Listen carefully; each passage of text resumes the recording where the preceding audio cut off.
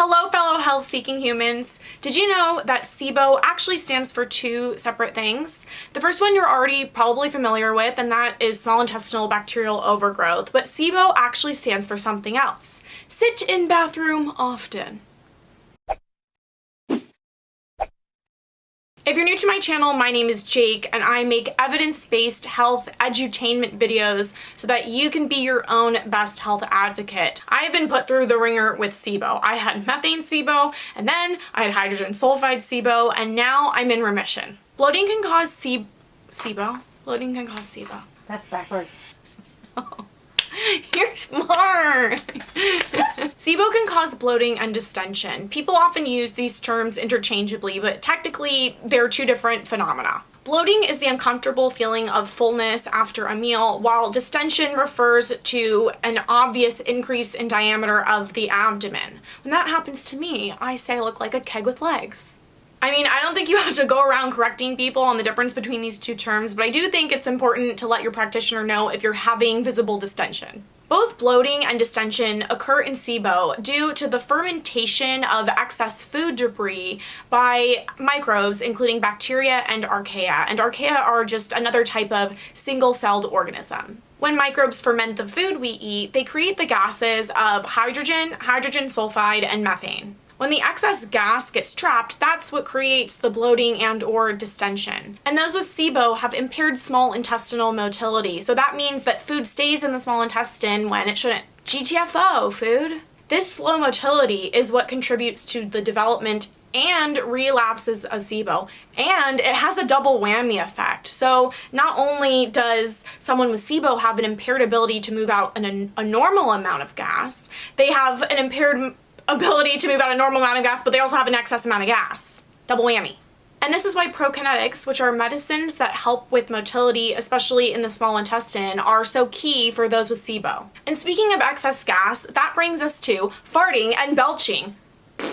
Before I understood SIBO, I didn't understand how my relentless, excruciatingly painful belching that went on for 2 years could be due to SIBO. After treating SIBO, this symptom became 90% better. The excess gas has to come out somewhere, and if it's not coming out of your ass, it's gonna come out your face. And these gases are what contribute to diarrhea and constipation. We know from studies done on patients with IBS that hydrogen sulfide is highly correlated with IBS-D, or diarrhea, and methane is highly correlated with IBS-C, constipation. And some people with SIBO alternate between diarrhea and constipation, and these people are sometimes diagnosed with IBS-M, and the M stands for mixed. They're less likely to have methane on their SIBO breath test. Hydrogen sulfide and methane are referred to as gasotransmitters, and you've probably heard of the term neurotransmitters, so similar idea here. These are gases that transmit signals. Now, of course, there are exceptions to these correlations with diarrhea and hydrogen sulfide and methane and constipation. But studies have shown that the higher that you have methane on your SIBO breath test, the more likely you are to have less frequent bowel movements and harder bowel movements. The way that scientists think this works is that methane induces what are called segmental contractions. So that means that these contractions go on both sides and mix partially digested food, as opposed to peristalsis, which is a type of contraction that just pushes the food in one direction, like the band. You don't know, you don't know you're beautiful, that's what makes you beautiful. Segmentation slows down the movement of this partially digested food and causes constipation. And with hydrogen sulfide and diarrhea, scientists think that hydrogen sulfide works as a smooth muscle relaxant, and the GI tract is made of smooth muscle, and so when this relaxes, well, the poop just falls out of your butthole. And as I'm sure you can imagine, both constipation and diarrhea can cause abdominal pain. One study found that those with hydrogen sulfide SIBO were the most likely to have diarrhea and abdominal pain. And this makes sense because if you've ever blown up a toilet like I have tens or tens of thousands of times, you will know that emptying the entire contents of your bowels is accompanied by a lot of cramping. And with constipation, if the fecal matter, who says fecal matter? I never say fecal matter. Poo-poo? Poo-poo? You are so earnest.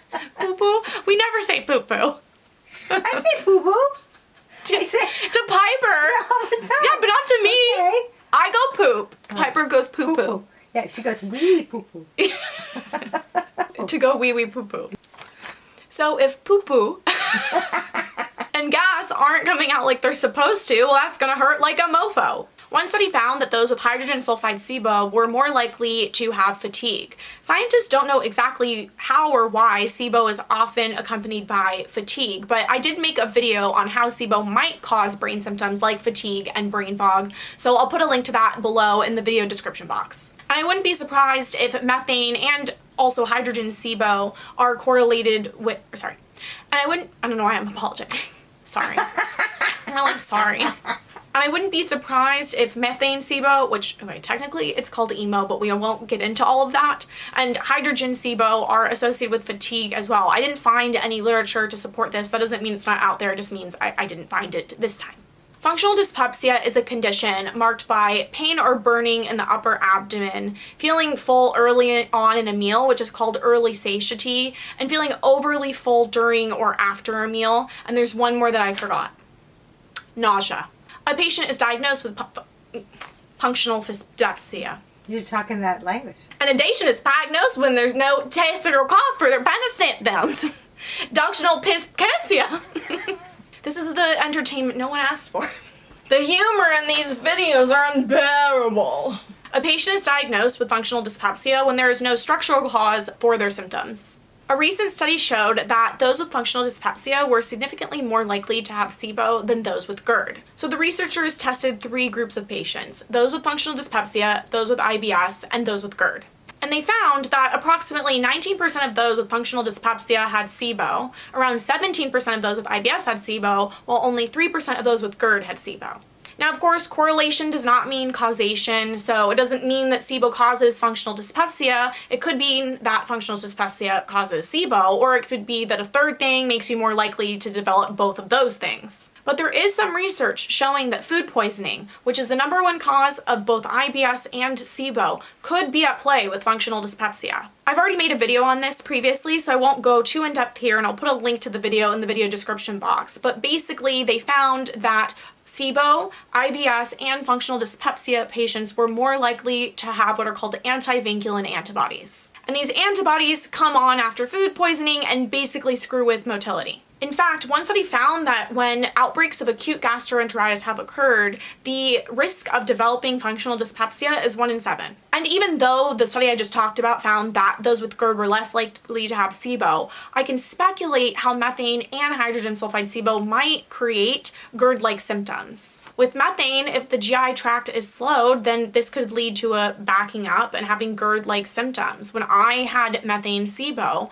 I had horrendous GERD and I had to be on a proton pump inhibitor. Once I treated the methane SIBO, aka really it's called emo, the GERD resolved. And we know that hydrogen sulfide is a smooth muscle relaxant, so theoretically it could relax the lower esophageal sphincter and the contents of the stomach could backflow and lead to GERD. SIBO has also been associated with mast cell activation syndrome, or MCAS. And if you're not familiar with MCAS, it involves mast cells, which are a type of immune cell that are found where your body has the most contact with the outside world. So your skin, your GI tract, respiratory tract, etc. And in MCAS, the mast cells are overactivated and they release inflammatory mediators inappropriately. And this can cause a wide range of symptoms, including diarrhea and typical allergic type symptoms like hives. One study done by some of the most prominent researchers in SIBO and some of the most prominent researchers in MCAS found that those with MCAS were significantly more likely to have SIBO than healthy people. They found that 30% of MCAS patients had hydrogen SIBO, with an additional 10% testing positive for methane, while healthy people only had a prevalence of 10% for SIBO. So according to the authors, the way that MCAS can contribute to SIBO is that inflammatory mediators might damage nerve cells in the GI tract and impair motility, and or change the immunity of the GI tract. And the way that SIBO might contribute to MCAS is that SIBO might activate mast cells in the mucosa. Treating SIBO might not only ameliorate the SIBO symptoms, but it also might bring down the reactivity of the mast cells in the GI tract. A criticism I have of this study is that they spend a whole paragraph talking about how MCAS might contribute to SIBO, but they only have one measly sentence near the end about how SIBO might contribute to MCAS. I can say from personal experience that my MCAS got so bad due to untreated SIBO that TPN, which is total parenteral nutrition, you get all of your feeding through your vein, was on the table for me. And once we figured out that I had SIBO and we treated it, I was able to add foods back in and gain weight. I've done a lot of researching on SIBO, and that's what helped me get into remission, which is where I am today, and I've made a lot of videos along the way. So just click right here to watch my curated playlist on SIBO so that you can learn more and hopefully get into remission too. Piper and I will see you over there. No, seriously, click it. Click it.